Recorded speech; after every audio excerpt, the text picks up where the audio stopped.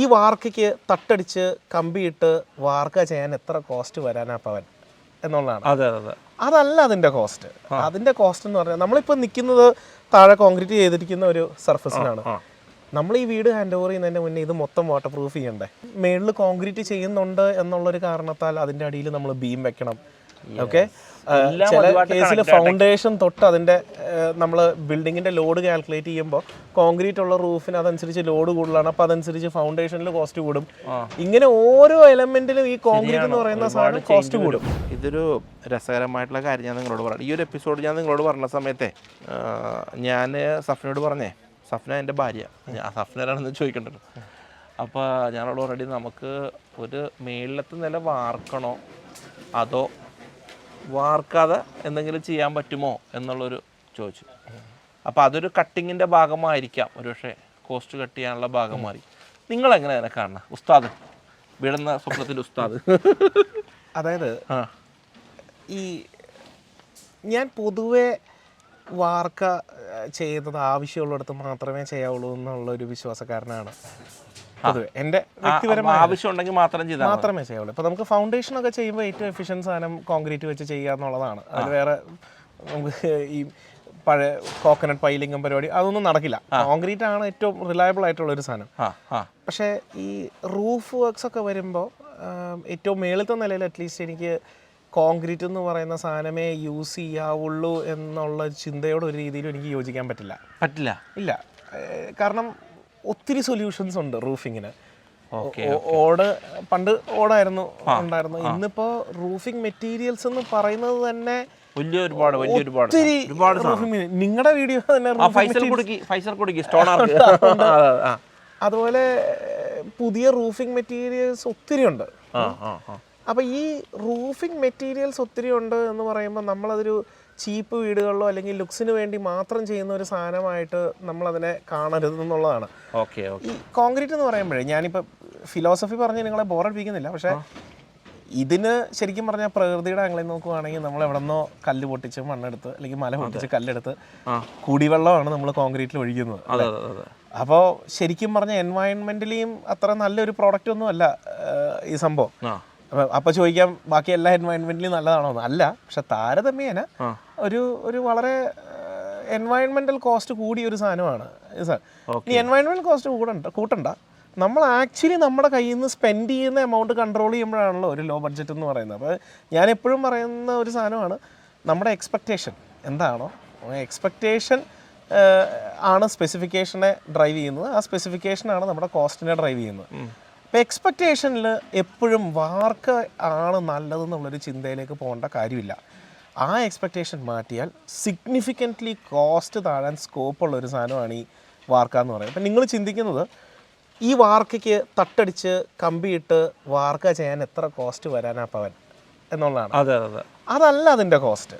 അതിൻ്റെ കോസ്റ്റ് എന്ന് പറഞ്ഞാൽ നമ്മളിപ്പോൾ നിൽക്കുന്നത് താഴെ കോൺക്രീറ്റ് ചെയ്തിരിക്കുന്ന ഒരു സർഫസിലാണ്. നമ്മൾ ഈ വീട് ഹാൻഡ് ഓവർ ചെയ്യുന്നതിൻ്റെ മുന്നേ ഇത് മൊത്തം വാട്ടർ പ്രൂഫ് ചെയ്യണ്ടേ, അല്ലെങ്കിൽ എന്തെങ്കിലും പ്രൊട്ടക്ഷൻ വേറെ ഇടണം. ഇങ്ങനെ ഇടാൻ പറ്റില്ല, ഇതിന്റെ മേളിൽ നമ്മൾ ടൈൽ വിരിക്കേണ്ടി വരും, അല്ലെങ്കിൽ പെയിന്റ് ചെയ്യേണ്ടി വരും, ചൂട് വരാണ്ടിരിക്കാൻ എന്തെങ്കിലും. ഇതെല്ലാം കോസ്റ്റുകളാണ്. ഓക്കെ, വാർക്കയുടെ മാത്രം ഒരു ക്യൂബിക് ഫീറ്റ് കോൺക്രീറ്റ് ചെയ്യാൻ എത്ര കോസ്റ്റ് വരും എന്ന് ചിന്തിക്കുന്നത് ശരിക്കും എന്താ, അത് ഭാഗികമായിട്ട് അത് ശരിയാവുന്നുള്ളൂ.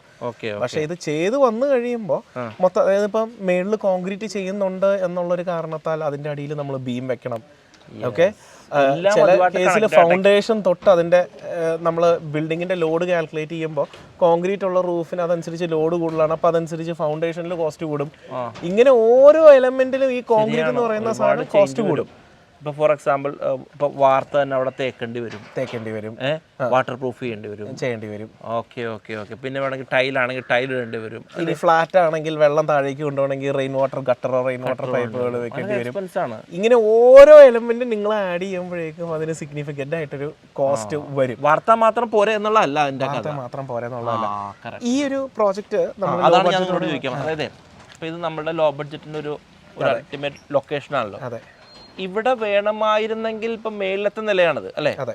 നമുക്ക് വേണമെങ്കിൽ ഈ പറഞ്ഞ പോലെ അങ്ങനത്തെ ഒരു വേറെ എന്തെങ്കിലും സൊല്യൂഷൻസ് വരാമായിരുന്നു. അതെന്തുകൊണ്ട് നോക്കിയില്ല എന്നുള്ളതാണോ ചോദ്യം? എന്തുകൊണ്ട് നോക്കിയില്ല എന്നുള്ളതാണ്. ഇത് അൾട്ടിമേറ്റ്ലി നമ്മുടെ ഇമോഷനാണ്, അൾട്ടിമേറ്റ്ലി ക്ലയന്റിന്റെ ആഗ്രഹവും ആവശ്യമാണ്. ലോ ബഡ്ജറ്റ് എന്നുള്ളതല്ല, നമ്മൾ ചെയ്യുന്നത് അവർക്ക് വേണ്ട ഇൻഫർമേഷൻ കൊടുത്ത് അവരുടെ ഡിസിഷൻ കൃത്യമായിട്ട് എടുക്കുക എന്നുള്ളതാണ് അല്ലേ? അതാണല്ലോ നമ്മൾ ചെയ്യേണ്ടത്. അപ്പം ഇതിൽ പലർക്കും ഇമോഷണലി ഒരു സംഭവമുണ്ട്. വാർക്ക ചെയ്ത വീട് അല്ലെങ്കിൽ മേളിൽ വാർക്കയാണ്, അപ്പോൾ പലർക്കും സേഫ്റ്റി ആൻഡ് സെക്യൂരിറ്റിയുടെ ഒരു ഫീലിംഗ് ഉണ്ട്. മേളിൽ വാർക്കയുണ്ടല്ലോ, അല്ലെങ്കിൽ അവരുടെ ജീവിതത്തിൽ ഒരു അച്ചീവ്മെന്റിന്റെ ഫീലാണ് നമ്മൾ വാർക്ക ചെയ്തു എന്നുള്ളത്. അപ്പോൾ ആ ഒരു ഇമോഷണലി ആർഗ്യൂ ചെയ്യാൻ എഞ്ചിനീയറായ എനിക്ക് വിവരമില്ല. ആ ഒരു ആംഗിളിൽ നോക്കുവാണെങ്കിലും എനിക്ക് കോൺക്രീറ്റ് ഏറ്റവും സേഫ് മെറ്റീരിയൽ ആണെന്നുള്ളൊരു യോജിപ്പൊന്നും എനിക്കില്ല. കാരണം കോഡ് പ്രകാരം തന്നെ 40-50 കൊല്ലം മാത്രം ലാസ്റ്റ് ചെയ്യുന്ന ഒരു മെറ്റീരിയലാണ് കോൺക്രീറ്റ്. അപ്പം നമ്മുടെ പഴയ തറവാടുകളൊക്കെ 200-300 കൊല്ലമായിട്ട് നിൽക്കുന്ന തറവാടുകൾ കേരളത്തിൽ എത്രയുണ്ട്? ഞങ്ങളുടെ വീട് അറിയില്ല. പിന്നെ ഇവാദിന്റെ വീട് തന്നെ എത്ര കൊല്ലമായി? അപ്പൊ കോൺക്രീറ്റ് ആണ് എക്കാലത്ത് നിൽക്കുന്നതെന്നുള്ളൊരു ഇതൊന്നുമില്ല. 20 കൊല്ലം കഴിയുമ്പോൾ ഈ കോൺക്രീറ്റിന്റെ അടിയിൽ നിന്ന് പൊളിഞ്ഞു വീഴുന്നൊക്കെ എത്രയോ വീട് നമ്മൾ റെക്ടിഫൈ ചെയ്യുന്നു. അപ്പം എനിക്ക് മനസ്സിലായത് ഇപ്പോൾ ലോ ബഡ്ജറ്റ് എന്ന് പറഞ്ഞൊരു തോട്ടിലേക്ക് നമ്മുടെ ആളുകൾ പോകുമ്പോൾ രണ്ടാമത്തെ നില ഉണ്ടെങ്കിൽ ഒരു പക്ഷേ അതിന്റെ പോയിന്റ് ഞാൻ ഇങ്ങനെ പറയാം. ഇബാദ് എന്റെ ലോ ബഡ്ജറ്റ് കസ്റ്റമർ ആണെങ്കിൽ ഞാൻ ഇപ്പോഴും ഇബാദിനോട് ആദ്യം പറയാൻ പോകുന്ന പോയിന്റ് എന്താണെന്നറിയോ? ഇബാദ് ഒറ്റ നിലയിൽ നിർത്താൻ പറ്റുമോ? ചോദ്യം 1. പറ്റില്ല, സ്ഥലപരിമിതികളുണ്ട് അല്ലെങ്കിൽ വേറെ എന്തെങ്കിലും പരിമിതികളുണ്ട്, 2 നിലയിലേക്ക് പോകണമെങ്കിൽ മേളിത്തെ നില നമുക്ക് കോൺക്രീറ്റ് അവോയ്ഡ് ചെയ്യാമോ? ഈ 2 ചോദ്യങ്ങളാണ്. ഒറ്റ നിലയിലും നിർത്തി അതിന്റെ റൂഫ് കോൺക്രീറ്റ് വേണ്ട എന്നുള്ളൊരു തീരുമാനത്തിലേക്ക് ക്ലയന്റ് എത്തിയാൽ നിങ്ങൾ വിശ്വസിക്കുന്നതിലും താഴത്തെ ഒരു കോസ്റ്റിൽ ചിലപ്പോൾ ആ വീട് തീർന്നു. ആ സ്ക്വയർ ഫീറ്റ് കണക്കിനൊക്കെ ഞാൻ നമ്പേഴ്സ് ഒന്നും പറയുന്നില്ല, പക്ഷെ അത്രമാത്രം കോസ്റ്റ് കുറവായിരിക്കും ഇത് ചെയ്തു വരുമ്പോൾ. അപ്പോൾ അതെന്തായാലും വലിയൊരു നമ്മുടെ ഓഡിയൻസിന് ഭയങ്കര വലിയൊരു ടേക്ക് അവേ. നമ്മുടെ ആളുകളെ ലോ ബഡ്ജറ്റ് വീടിനെ കുറിച്ച് ചിന്തിക്കുന്ന സമയത്ത് ഇങ്ങനെ എന്തെങ്കിലും ഒരു പോയിന്റ് ചിന്തിച്ചിട്ടുണ്ടോ? ഒന്ന് കമൻറ്റ് ചെയ്യട്ടെ, നമുക്ക് എക്സ്പീരിയൻസ് നോക്കാമല്ലോ. സന്തോഷം കേട്ടോ. അപ്പോൾ വളരെ വളരെ സന്തോഷം. റംസാൻ ടൈമിലാണ് നമ്മുടെ ആളുകൾ ഈ എപ്പിസോഡ് കാണുന്നത്. അപ്പം ഞങ്ങൾ ഒരു അറ്റ് എ ടൈം കുറച്ച് ഷൂട്ട് ചെയ്ത എപ്പിസോഡുകളാണ് ഇതിൽ വരുന്നത്. പക്ഷേ വീടെന്ന സ്വപ്നം അവസാനിക്കുന്നില്ല. എപ്പിസോഡുകൾ ഇങ്ങനെ വരും. എൻ്റെ ചാനലും ഞാനും പവനും ഉള്ളിടത്തോളം കാലം എപ്പിസോഡ് വന്നുകൊണ്ടിരിക്കും. Thank you so much. വീണ്ടും താങ്ക് യു സോ മച്ച്.